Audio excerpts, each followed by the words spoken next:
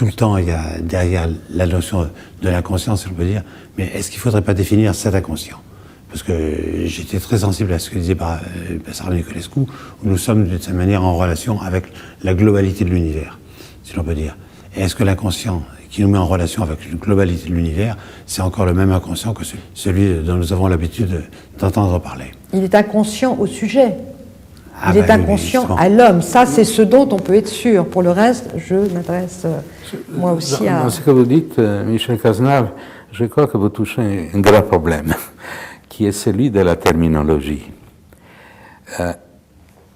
J'ai lu, je ne dis pas tout, mais presque tout, je crois, ce qui existe sur la synchronicité.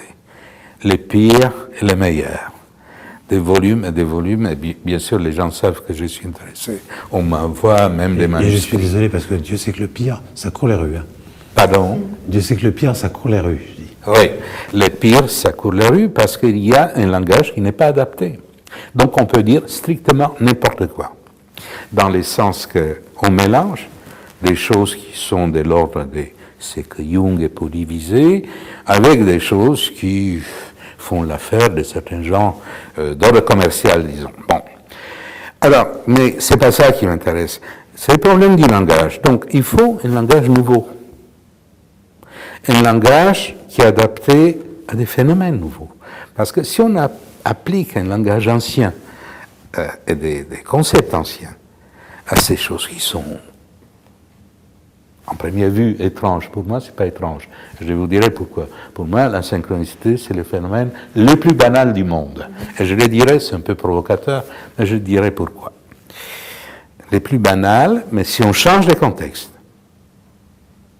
et des langages, et des principes épistémologiques, et même des principes ontologiques.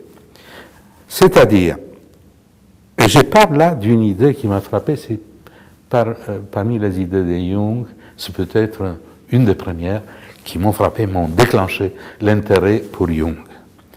Je ne sais plus où, je crois que c'est dans l'étude sur la synchronicité, il dit la synchronicité n'est pas plus énigmatique ou mystérieuse que la discontinuité quantique.